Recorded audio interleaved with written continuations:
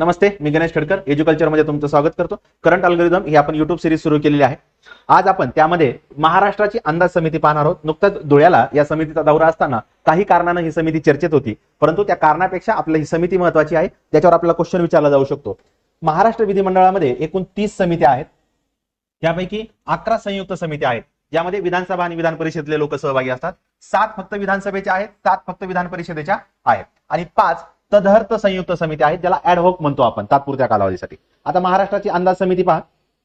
महाराष्ट्राच्या अंदाज समितीमध्ये एकूण 29 सदस्य आहेत, ठीक आहे। त्यामध्ये 23 सदस्य जे आहेत ते विधानसभेतले आहेत आणि 6 सदस्य विधान परिषदेतले आहेत। हा आकडा खूप वेळा विचारलेला आहे, त्यामुळे हे लक्षात ठेवा। ही समिती दरवर्षी स्थापन केली जाते।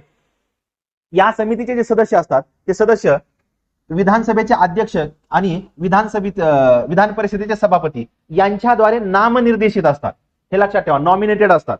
आणि पहिलं जे अधिवेशन असतं विधानसभेच्या निवडणुकीच्या नंतर त्या अधिवेशनामध्ये या समितीची स्थापना होत होती। सध्या महाराष्ट्राच्या अंदाज समितीचे जे अध्यक्ष आहेत अर्जुन खोतकर ते आपल्याला पाहता येतात। वेगळ्या कारणामुळे चर्चेत होती, परंतु आपल्याला क्वेश्चन विचारला जाऊ शकतो। जास्त करून क्वेश्चन या सदस्यावर विचारला जातो। एकूण सदस्य 29 आहेत टोटल, त्याच्यामध्ये 23 विधानसभेतले, 6 विधान परिषदेतले आहेत। इथं जास्त चुकवलं जातं, नॉमिनेटेड आहेत, हा एक पॉईंट त्यातला लक्षात ठेवा। थँक्यू।